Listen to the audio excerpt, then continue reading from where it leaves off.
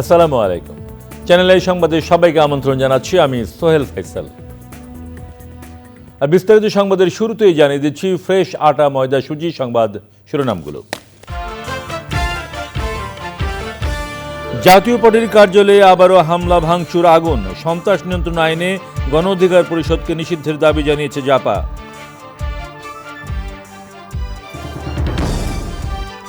গোয়ালন্দে নুরা পাগলার মাজারে ভাঙচুর ও সংঘর্ষে একজন নিহত, কবর অবমাননা ও মরদেহে আগুনের ঘটনায় উদ্বেগ জানিয়ে জড়িতদের আইনের আওতায় আনার ঘোষণা। সবুজে সাজায় বাংলাদেশ স্লোগানে শরীয়তপুরে প্রকৃতি জীবন ক্লাবের বৃক্ষরোপণ বিতরণ, পরিবেশের টেকসই উন্নয়নে সহায়ক হবে বলে বিশিষ্টজনদের প্রত্যাশা। এবং টাঙ্গাইলের সখীপুরে 9 ভাইয়ের সম্মিলিত উদ্যোগ কৃষি বাণিজ্যের অনন্য উদাহরণ, 750 একর বাণিজ্যিক কৃষির বিশাল আয়োজনে প্রয়োজন আধুনিক প্রযুক্তি।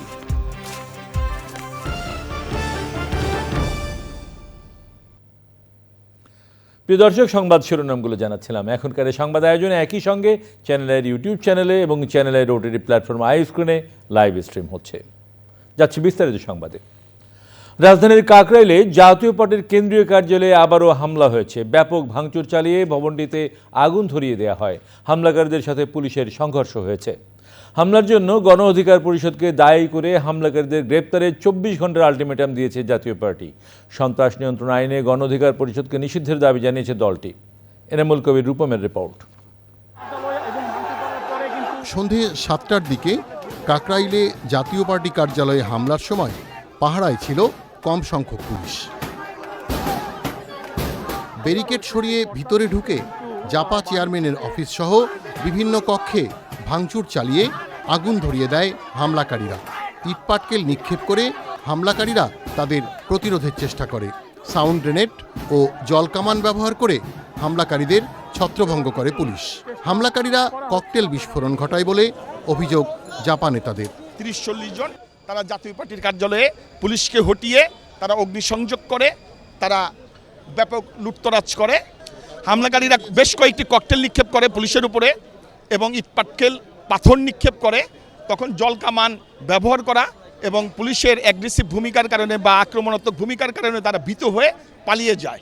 জাতীয় পার্টি বলেছে পুলিশ আরও তৎপর হলে আগুনের ঘটনা এড়ানো যেত। এই ঘটনার আমরা বিচার বিভাগীয় তদন্ত দাবি করছি।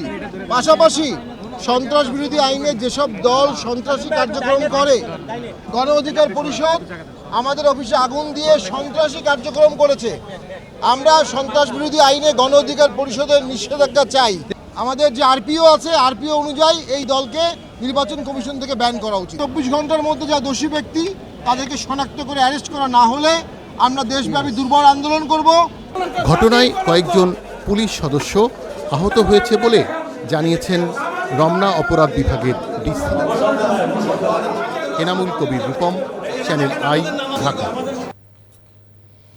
রাজবাড়ীর গোয়ালন্দে নুরুল হক ওরফে নুরা পাগলার স্থানায় হামলা, ভাঙচুর ও অগ্নিসংযোগের ঘটনা ঘটেছে। শুক্রবার জুমার নামাজের পর ইমান আকিদা রক্ষা কমিটির পূর্ব ঘোষিত বিক্ষোভ সমাবেশ থেকে উত্তেজিত জনতা নুরাল পাগলার মাজারে হামলা চালায় এবং তার মরদেহ কবর থেকে তুলে পুড়িয়ে দেওয়া হয়। হামলায় মারা গেছেন রাসেল মোল্লা নামে এক ব্যক্তি, আহত হয়েছেন অর্ধশত ব্যক্তি। ভাঙচুর করা হয়েছে ওসি ও ইউএনের গাড়ি। পুলিশ, র্যাব ও সেনাবাহিনী পরিস্থিতি নিয়ন্ত্রণে আনে। এক বিবৃতিতে এই ঘটনাকে অমানবিক ও নৃশংস উল্লেখ করে অন্তর্বর্তী সরকার জড়িতদের দ্রুত আইনের আওতায় আনার নির্দেশ দিয়েছে। যাযাবর মিন্টুর রিপোর্ট।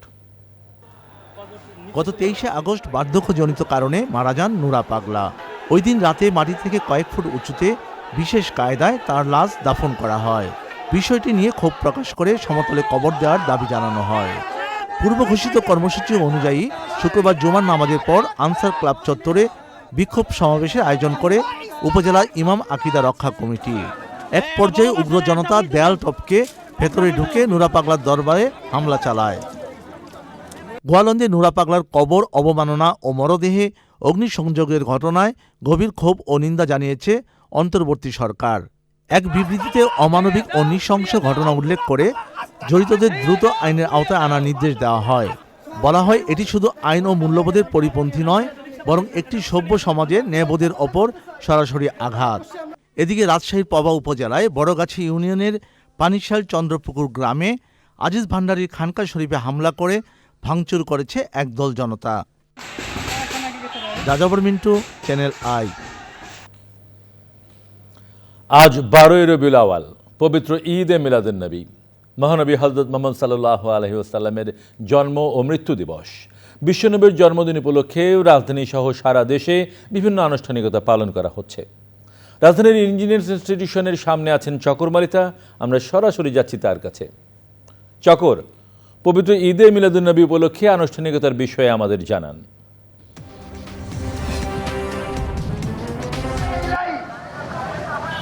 সোহেল, আজকে 12ই রবিউল আওয়াল, বিশ্বনবী হযরত মুহাম্মদ সাল্লাল্লাহু সাল্লামের জন্ম ও ওফাত দিবস। এই দিনটিকে বলা হয় ঈদে মিলাদুন নবী।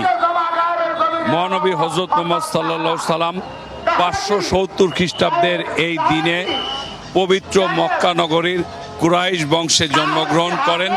আবার 632 খ্রিস্টাব্দের এই দিনে তিনি ইহলোক ত্যাগ করেন। মুসলিম উম্মার কাছে এই দিনটি খুবই তাৎপর্যপূর্ণ। এই দিনটিকে স্মরণ করে সারা বিশ্বের মতো বাংলাদেশের ধর্মপ্রাণ মুসলমানরা নানা আনুষ্ঠানিকতা পালন করছে। আমি এখন আছি রাজধানীর ইঞ্জিনিয়ারিং ইনস্টিটিউটের সামনে। সেখানে সৈয়দ শাহেদুদ্দিন আহমেদ ফাউন্ডেশনের উদ্যোগে একটি আলোচনা সভা চলছে। ইসলামের এই আলোচনা সভায় মূলত নবী হযরত মুহাম্মদ সাল্লাল্লাহু সাল্লামের জীবনের উপর আলোচনা চলছে। পাশেই সোহরাওয়ার্দী উদ্যানে আরেকটি আলোচনা সভা চলছে। কিছুক্ষণ পরে আলোচনার শেষে বের করা হবে জশ্নে জুলুস বা আনন্দ শোভাযাত্রা। সোহেল। চকর, আপনাকে ধন্যবাদ। পরিবেশ বান্ধব বাংলাদেশ বিনির্মাণে সবুজে সাজায় বাংলাদেশ স্লোগানে শরীয়তপুরে বৃক্ষরোপণ করেছে প্রকৃতি ও জীবন ক্লাব। মোবাইল নেটওয়ার্ক অপারেটর বাংলা লিংকের সহায়তায় বিভিন্ন শিক্ষা প্রতিষ্ঠানে বৃক্ষরোপণের পাশাপাশি শিক্ষার্থীদের উপহার দেওয়া হয় বিপন্ন ও বিরল দেশীয় গাছের চারা। এমন উদ্যোগ মাটির ক্ষয় ও নদী ভাঙন রোধের পরিবেশের টেকসই উন্নয়নে সহায়ক হবে বলে বিশিষ্টজনদের আশা। এস.এম. মুজিবুর রহমানের তথ্য ও ভিডিওচিত্রে আফরোজা হাসির রিপোর্ট।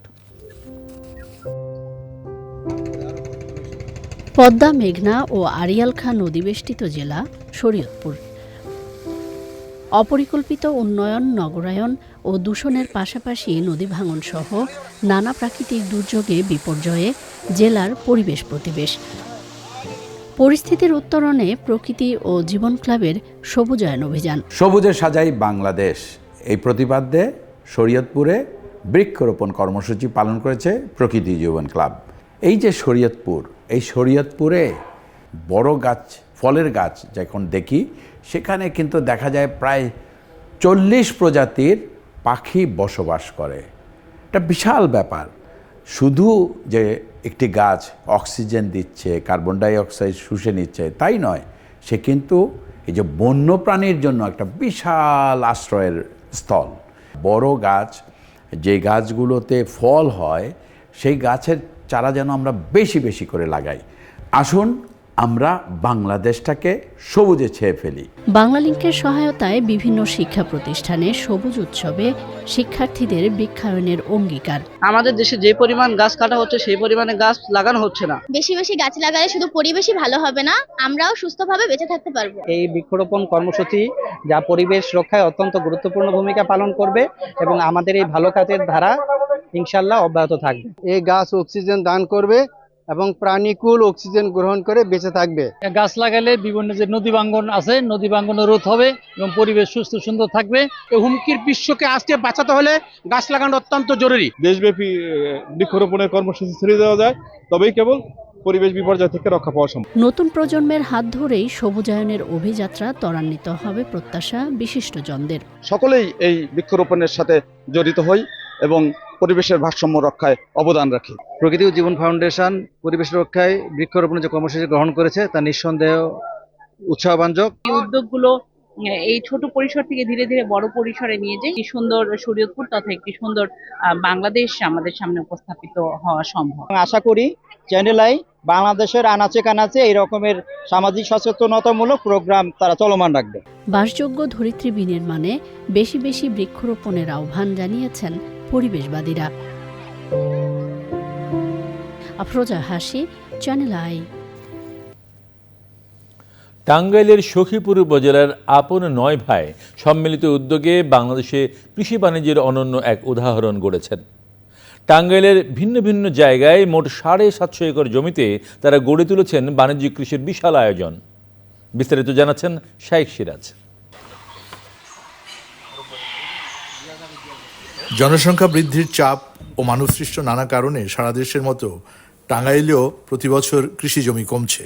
গবেষণা বলছে গত ১ বছরে হারিয়েছে প্রায় ১,৪২০ হেক্টর জমি।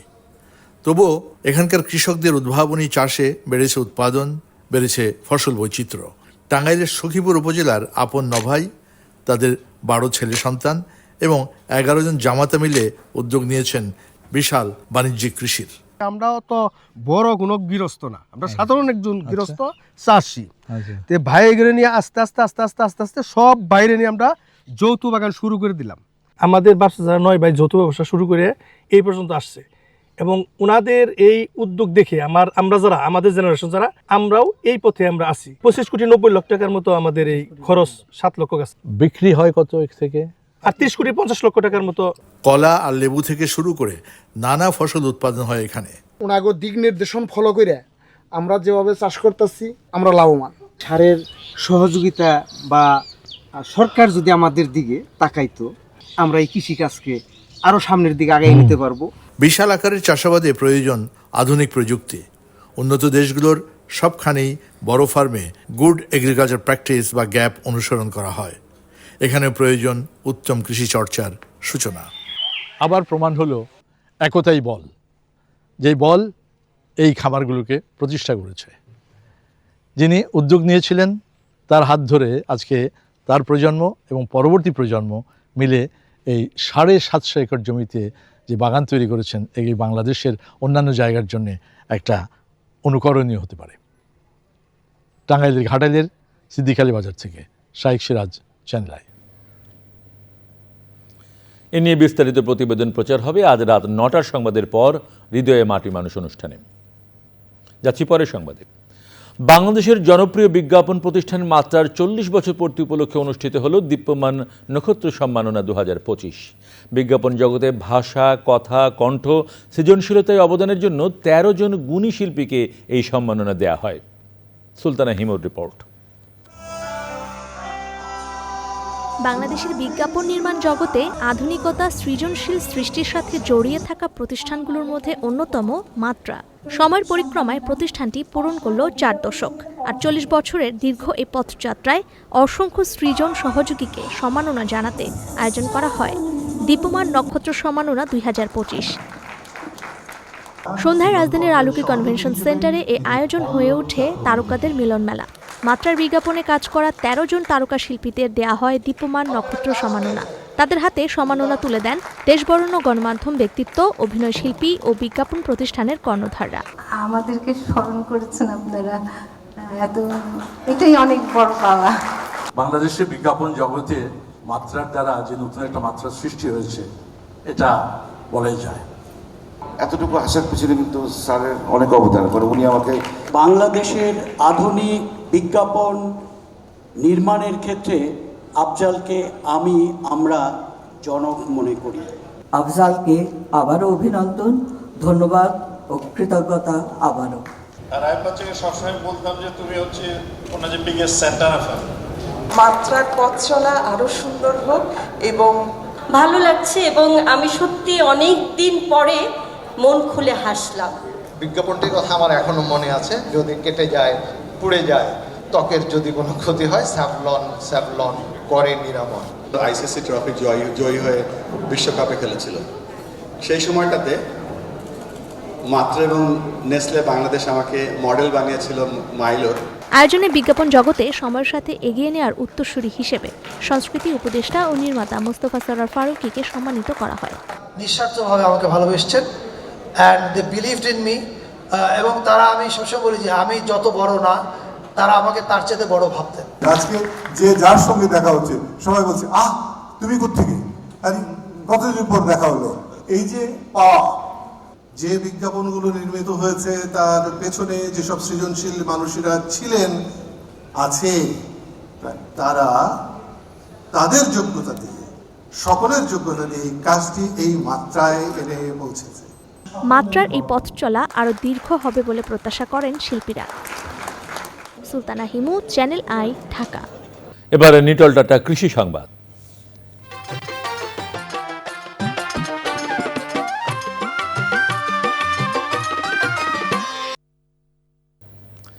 সিরাজগঞ্জের উল্লাপাড়ায় পরিকল্পিতভাবে পেঁপে চাষ করে সফল হয়েছেন বেকার এক যুবক। মাত্র ৭০,০০০ টাকা খরচ করে বর্তমানে ৪ লাখ টাকার লাভের আশা করছেন তিনি। তার সাফল্য দেখে এলাকার অনেক কৃষকই পেঁপে চাষে আগ্রহী হয়ে উঠছেন। সিরাজগঞ্জ থেকে ফেরদৌস রবিনের পাঠানো তথ্য ভিডিও চিত্রে আল মুকসিদের রিপোর্ট। উল্লাপাড়ার রশিদপুর গ্রামের শিক্ষিত যুবক আব্দুল মতিন গত বছর ফুলকপি চাষ করে লোকসানের মুখে পড়েন। তবে হতাশ না হয়ে এবছর পরিকল্পিতভাবে ১.৫ বিঘা জমি লিজ নিয়ে ইন্ডিয়ান জাতের শাহী ও ইন্ডিয়ান জাতের কাশ্মীরি পেঁপে আবাদ শুরু করেন। এটা পরিচর্যা ধান ফসলের চেয়েও অনেক গুণ কম করতে হয়, আর শিডিউল মাফিক যদি ছত্রাকনাশক, মাকড়নাশক এগুলা যদি প্রয়োগ করা হয় তাহলে আপনার গাছগুলো ভালো থাকে। ধানের চেয়ে পেঁপের আবাদ লাভজনক হওয়ায় অনেক কৃষক পেঁপে চাষে আগ্রহী হয়ে উঠছেন। উদ্যোগ গ্রহণ করেছে, আগামীতে আমরাও আব্দুল মতিন কাকার মাধ্যমে পেঁপে চাষে উদ্বুদ্ধ হব এবং আমরাও চাষ করব। ওনাকে দেখে উদ্যোগ গ্রহণ করছে যে পার্শ্ববর্তী জমিতে এবং জমি লিজ নিয়ে অথবা যার যার নিজ জমি আছে আমরা বিগত দিনে পেঁপে চাষ করবো ইনশাল্লাহ। এবার পেঁপের আবাদে খুব খরচ কম হয়েছে, আমরা আগামী দিনে আবাদই করব। অন্য ফসলের পাশাপাশি পেঁপে চাষে আগ্রহ বাড়াতে নানা পরামর্শ দিচ্ছে কৃষি বিভাগ। বেড করে, বেডটা উঁচু করে, ড্রেনের ওপর দিয়ে আপনাকে আলু উঁচু করে গাছ লাগানো হয়েছে এবং প্রতিটা গাছে খুঁটি দেওয়া হয়েছে। এই খুঁটির ফলে ঝড় এবং বৃষ্টি থেকে আমার পেঁপে গাছ পড়ে যায় না। কৃষি অফিস থেকে মূলত কারিগরি পরামর্শটাই আমরা দিয়ে থাকি, রেগুলার তাদের যোগাযোগ রাখা এবং পরামর্শ দেওয়া। ফল বাগান রিলেটেড কোনো প্রকল্প কিংবা অন্য কোনো প্রদর্শনী থাকলে আমরা কৃষকদেরকে দিয়ে সহযোগিতা করবো ইনশাল্লাহ। পরিকল্পিত কৃষি খামার যেমন বাণিজ্যিক কৃষিকে এগিয়ে নেবে, তেমনি নিরাপদ খাদ্যের সংস্থান বাড়াতে তৈরি হবে নতুন কৃষি উদ্যোক্তা, মনে করছেন সংশ্লিষ্টরা। আল মুকসিদ, চ্যানেল আই। এবারে প্রকৃতি সংবাদ।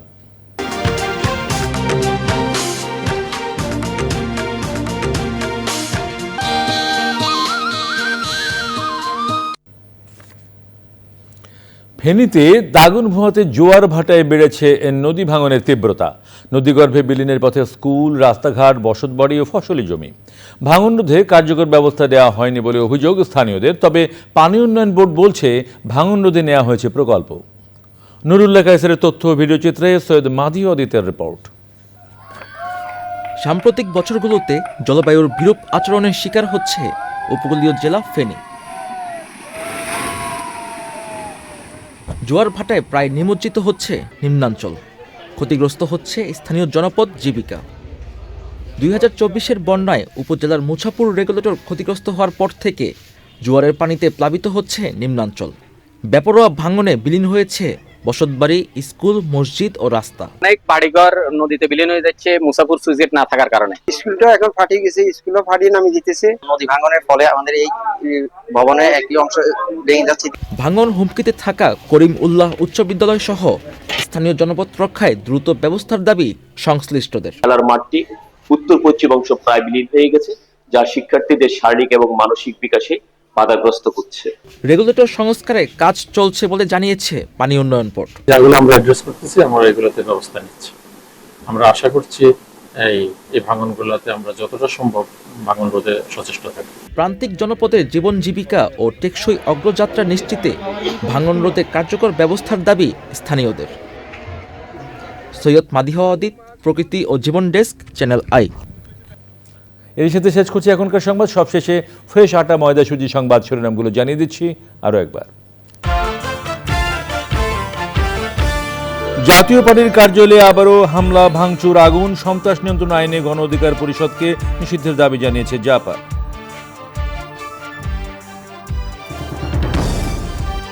গোয়ালন্দের নুরা পাগলের মাজারে ভাঙচুর ও সংঘর্ষে একজন নিহত। কবর অবমাননা ও মরদেহে আগুনের ঘটনায় উদ্বেগ জানিয়ে জড়িতদের আইনের আওতায় আনার ঘোষণা। সবুজে সাজায় বাংলাদেশ স্লোগানে শরীয়তপুরে প্রকৃত জীবন ক্লাবের বৃক্ষরোপণ বিতরণ। পরিবেশের টেকসই উন্নয়নে সহায়ক হবে বলে বিশিষ্টজনদের প্রত্যাশা। এবং টাঙ্গাইলের সখীপুরে 9 ভাইয়ের সম্মিলিত উদ্যোগ, কৃষি বাণিজ্যের অনন্য উদাহরণ। 750 একর বাণিজ্যিক কৃষির বিশাল আয়োজনে প্রয়োজন আধুনিক প্রযুক্তি।